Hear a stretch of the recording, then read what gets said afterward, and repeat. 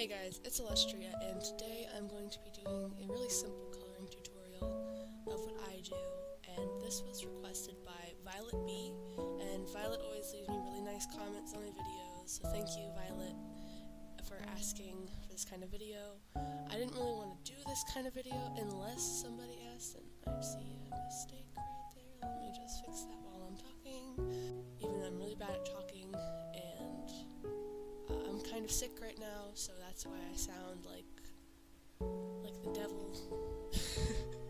So, I'm not really good at explaining things either, but let's see how this works out. So, I just want to start off by saying that my coloring is not the best. I would recommend going to someone with more experience than me to learn stuff if you really want some professional level coloring. This is just what I do, and it's been influenced by a lot of different artists, and my phone just flashed.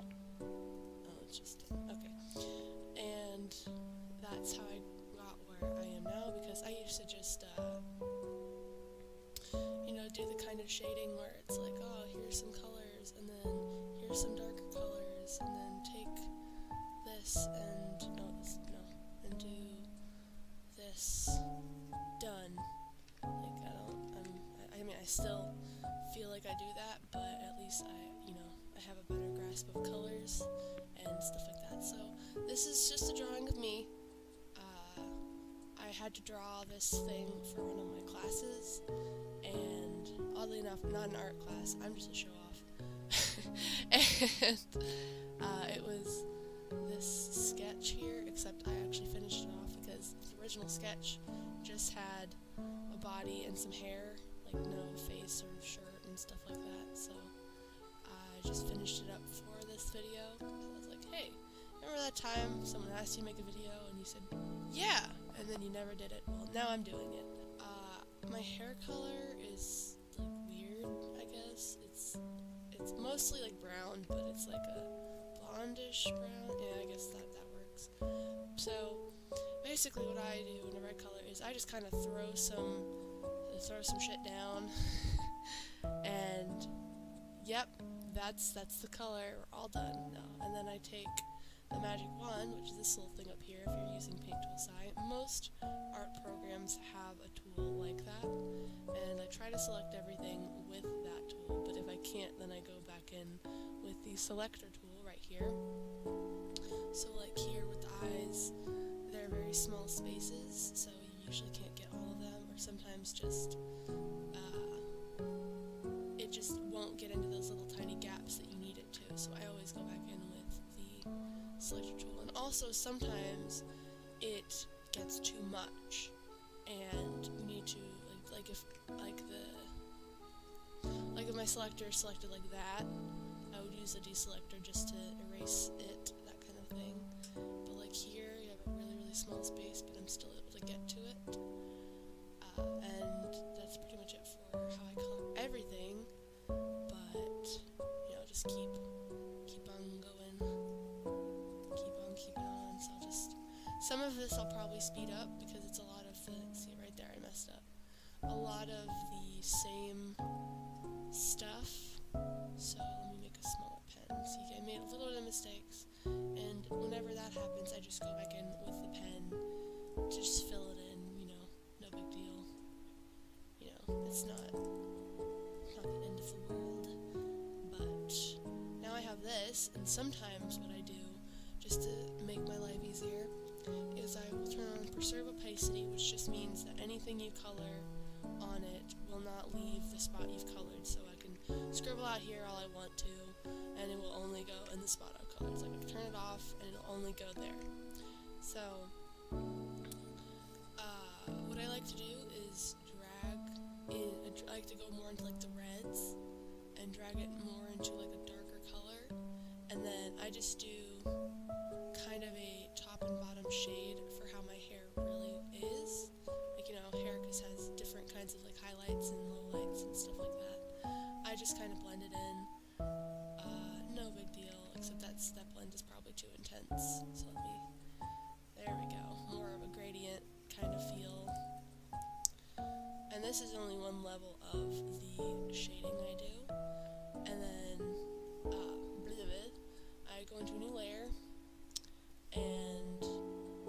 same kind of thing where I get a darker color in a different kind of, what am I trying to say?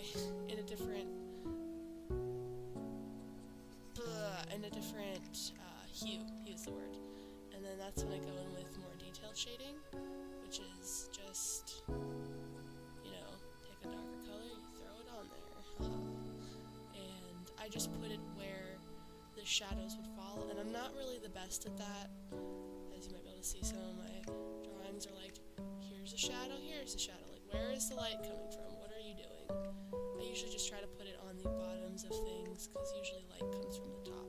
What I also like to do to make the hard edges a little bit softer is go in with the blurring tool that's on here, or blending. I use both, and then I just kind of soften up the edges, just so it looks, because in real life, shading happens just from darkness, like shadows, and it just kind of makes it look a little bit smoother. I also like to turn it down a little bit because you wouldn't find dark lines like that in the real life.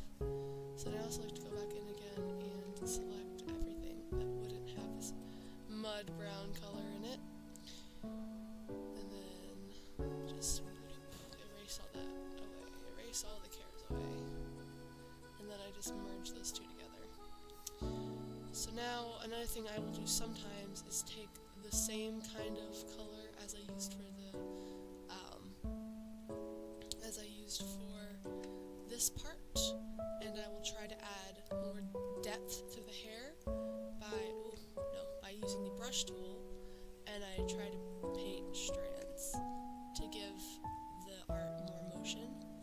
Sometimes this looks okay, sometimes I don't know what's going on half of the time, but you just very gently, in whatever direction the hair is going in. It's kind of harder whenever I draw bangs, which is all the time. So I just kind of try to visualize where the hair would start. So here, right about here is where the hair is coming out from. And so I just go from there, and sometimes I'll draw darker spots. So I turn on the opacity, and you see it adds a bit more to it, and I'll also blur some of it because lines don't work like that. And then I'll take it a step further and take a lighter color, or just another color, and I go through it. Because as I said, it adds a bit more depth to whatever you're drawing. I usually do more with the darker color though, and then I just turn on the opacity, and whammo, you've got yourself some hair stuff. I add highlights by using a cheats method. I used to do this, and then I would take a small eraser and just do this kind of deal, which, that's fine if you turn it down, highlight. I still do that because it is very easy to do, but what I like to do now is add little bubbles, and I've known some people to leave it that way, which sure, some people can make it look good, but I am not one of those people. Don't know, my voice just said there. So what I like to do is go in with an eraser and make almost like, not a half moon, but almost like a fat crescent, and then it adds this cute little element to it, and then I turn down the opacity, bring it down, and then I'll even sometimes do little teardrop shapes outside of it, just to kind of bring the highlight down a little bit,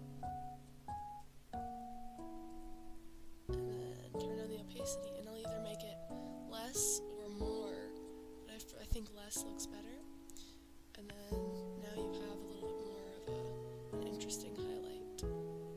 Also, sometimes what happens to me is I don't really like the color that I've chosen. Let's say I'm just nah, this needs more purple, then there's always the hue option, and I'm not on the right layer to do that, and that's brightness and contrast, and you just go into filter, and then as you can see, I can make it whatever color I want. So if I want to make it purple, and then it's too purple, make it gray, or it's like, you know, it's not dark enough.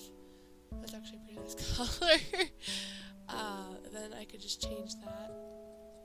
As you can see here, I can make it this nice cyan bluish color. You make it really blue. That almost hurts your eyes, kind of blue. But it's a really good kind of tip if you end up deciding, no, I don't want brown hair, I want green hair. And it makes it easier that you already have all these finished lines without having to redo everything. Because depending on how detailed your art is, that could take a long time. Sometimes what people don't know is less is more. So I could go in here and draw every single strand of hair, blah blah blah, all these different pieces interacting, but I like the way it looks. And sometimes when you add too much to art, it can make everything look super busy, and then because you could keep adding things to the art forever and ever and ever and ever, and you would never be satisfied with it. Hamilton reference. And now again, this I'm not going to bother cleaning up because I'll have to clean up again later anyways. But I move a little more to the red, and then I grab some like a darker color, and then I blend it out. Just blend it. So it gives this nice little gradient effect to the art. And then I just go and do the same steps for the hair, but on the face.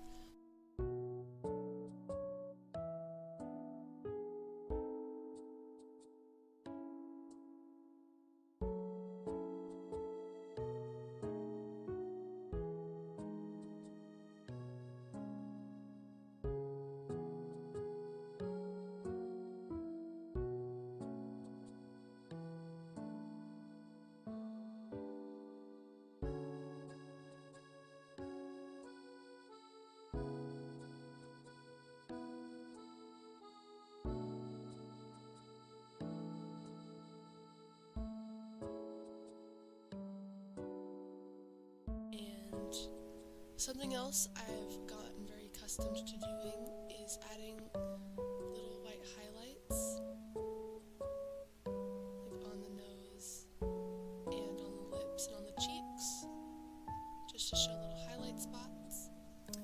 And I think it adds some, like, you know, some cuteness in the drawing. Some cute littleness. No, some cuteness.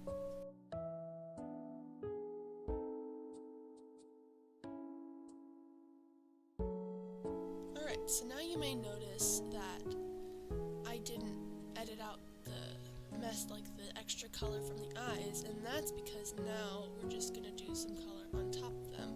So one thing I learned, I don't remember from who, it's probably from several different artists on the internet, is that you never want to use white. I mean, you can, like, no one's stopping you. But if you use a slightly more gray or slightly yellower tone, it makes the eyes not look as cartoony and look a bit more realistic, like if that's what you're going for. And I also like to add a little bit of like a darker gray or even like a brown sometimes onto the top, and then I blend it out just to add that element of shading. And my phone just went off again, and my eyes, just like my hair, are my eyes are a really dark brown, so I don't think they're that dark. I almost wish they were. They wouldn't look so strange on my face. Now, see, that's just basic shading for eyes. And I also do a basic route for shading them.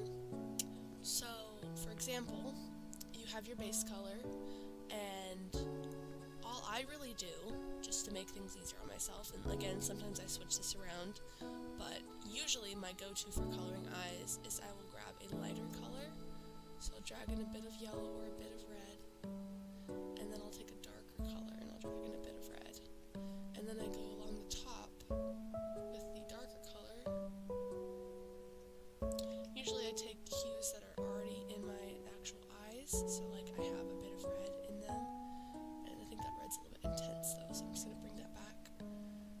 And then I take the lighter color and I put it up front, almost like a highlight.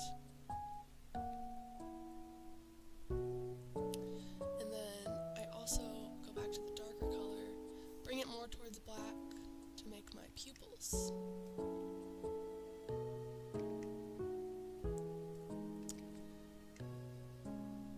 And there you go. And then I'll go back to the light color and I'll drag it really high up, usually to like a cream or a pinkish kind of color, and then that's when I'll draw my highlights. And this is still one of those moments where you want to take into consideration where the light source is. Like if you have like a light shining on the face, then you don't want to just have highlights everywhere. Instead, I just usually put them in pretty generic places. These ends up putting them kind of lower. And I'm adding less highlights than I usually would because, again, my eyes are pretty deep set in my face. So, that's about it for the face and skin and all that stuff. Now, clothing. One of the main things you want to focus on with drawing bodies and clothing and shading them is you don't want to go overboard with clothing folds. I can't really say much else other than that because I'm not the best at that. I'm like, look at this. It's not good. What is this? And you want to think about, again, the light source, but also how the body's positioned.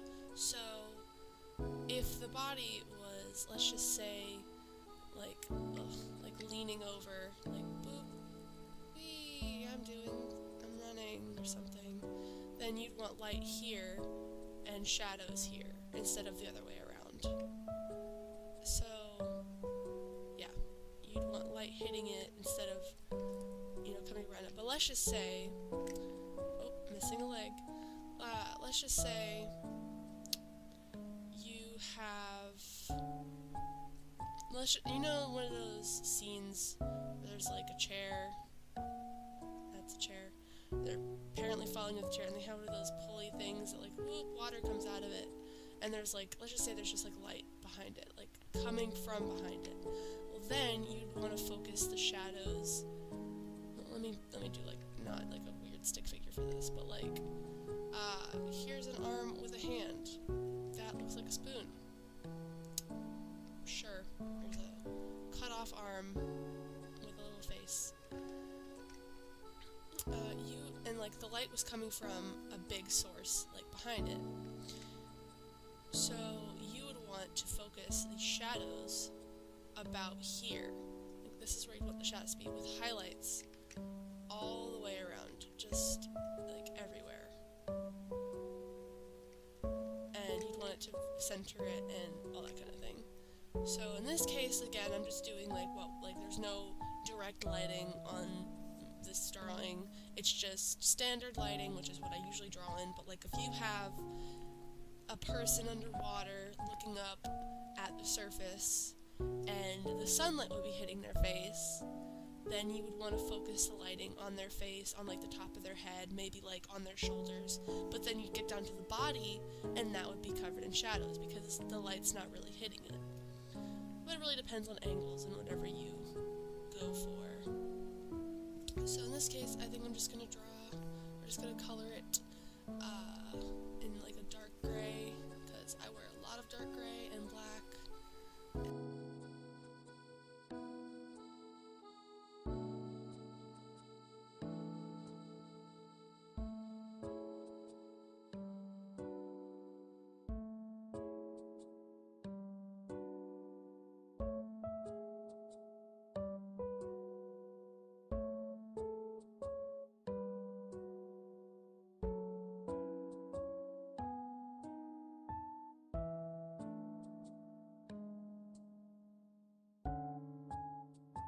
And now you have a not colored, but colored shirt. Oh no.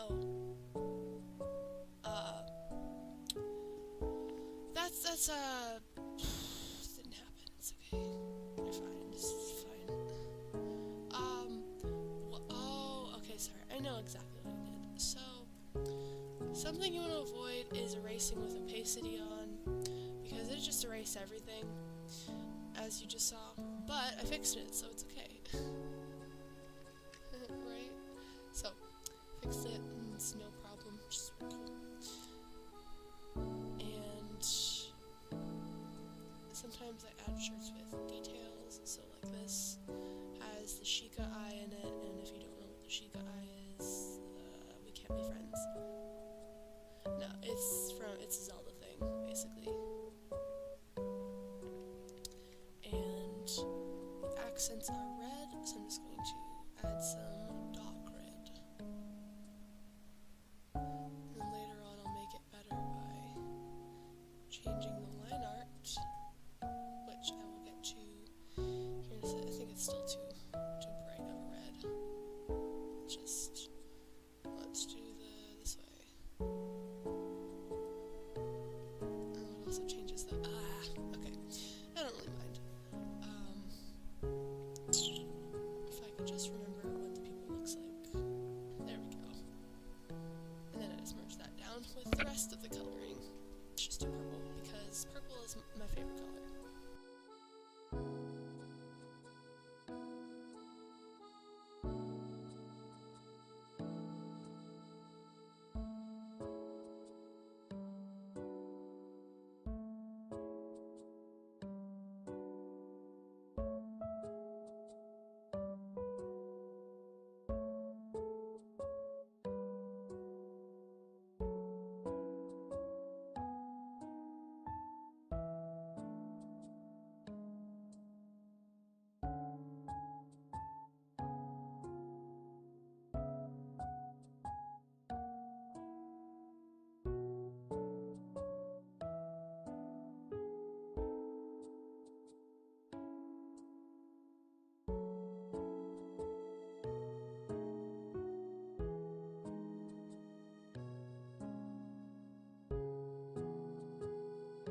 Now we are very, very close to being done. We just need to color in the socks, which I'm just gonna color in red.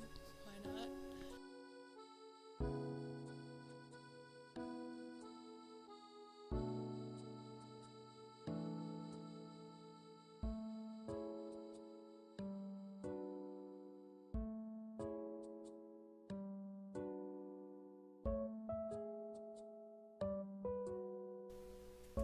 Alright, now we've got the socks all colored in, and now it is time for the most tedious part of coloring for me, which is line art, which is why sometimes I just kinda, keep all the black lines, but there's some different styles that people do, one of which is just coloring in lines that are on the inside and on the outside. So for example, if I took this color and I wanted to color in this part, color in like this line, or I could just leave all of these lines black, but color in like this line.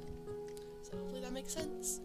But basically, the way you do this is you turn on your line art layer, hopefully that's already on, and you click preserve opacity, which again just keeps any colors only inside the lines. Like if you just wanted all your line art to be pink, there you go, all your line art's now pink, but I don't want to do that, so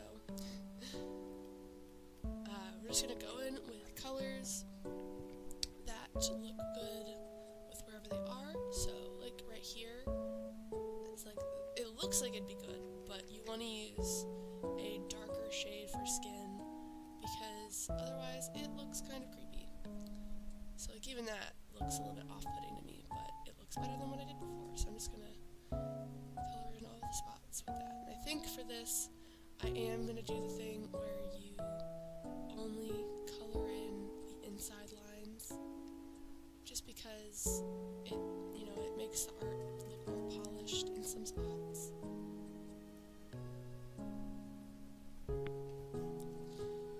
Okay, now for eyes, I usually take it a step further, and see here, I won't do any of the outside lines, so I just color in the fingers. And then you're all done with that. All the lines are already taken care of with black lines and stuff. Let's see here, even though it's gets around my skin, it looks kind of weird if it's not purple, so I'm just going to save that, because there's no more skin showing. So for the eyes, I'll take it a little bit darker, and then I color around them. Usually I will change the hue depending on where I am on the eyes, just because having the same shade all around would be kind of weird. So I usually use browns and black when shading the outlines of the eyes, and that's what I would like. So now for hair, for me that changes quite a lot. So I change the hue, the saturation, all that kind of thing, and then I go in, and I'm also going to get the eyebrows here, which if you're wondering what these weird little sticks are, those are eyebrows. I'm great at drawing them. And just for the sake of this little tutorial here, I'm not going to get like too detailed with changing line art colors, because if you watched my speed paint of Star Butterfly from Star vs. the Forces of Evil, which is a great show by the way, you'll notice I was switching. I'm getting a phone call. I'm gonna pause the recording really quick. And we're back, so I apologize for that, but luckily, since I'll be editing this, you won't have to worry about it. So, again, I'm just gonna carry on coloring in all of the hair.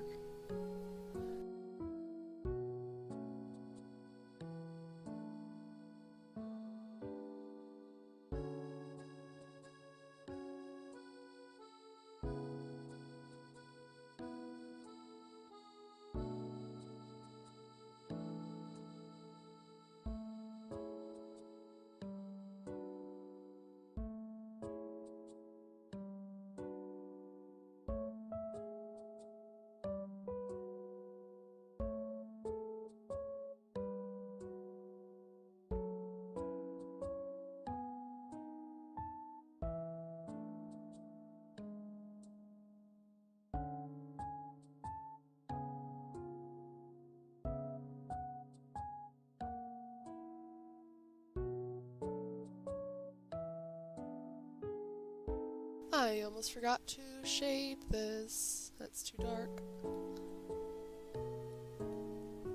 And this is just me making it red, because if anyone knows what it looks like, you all know it's red. Usually. Sometimes it's not, but the main symbol is red.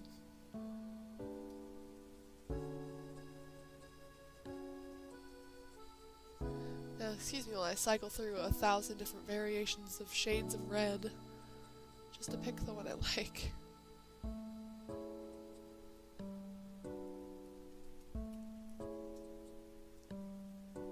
There we go. Oh, I keep on hitting the mic, and I am sorry for that. So, one of the very last things I like to do is add white outlines, which sounds kind of weird, but it makes the whole thing come together a bit better. So like for here, I can add a white outline along the face, just along the neck a little bit. And depending on where you place it, that will, alter the way your drawing looks. So like if I go along the hair, and you want to kind of like be careful, because like I'm not the best at this. Sometimes my lines look janky.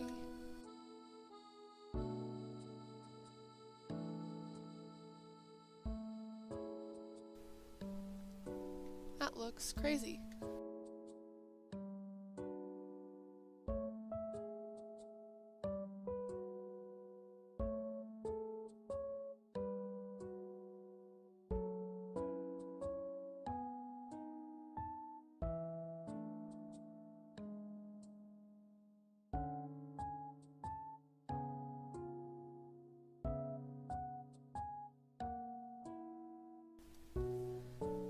now we have all these white outlines everywhere. What do we do with them? Well, I just turn down the opacity a good little nudge, and then it's not such a stark weirdness.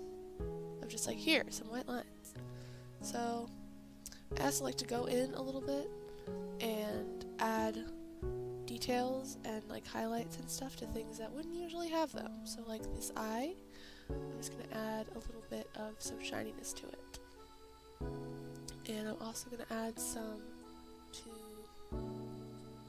our little spinies here and to the tear.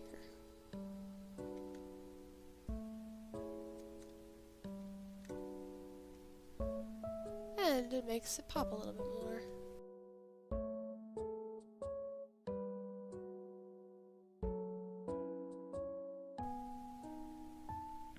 There we go. And now the mouth is to my liking. And now we have a finished drawing. If you guys like this kind of video, I will make another one, even though it's kind of rambly. I will try to do better next time. And I'm thinking about doing art streams, either with me talking or not. That all depends on you guys, because I will not make you listen to my voice if you don't want to. Thank you guys so much for watching, and I'll see you in the next video.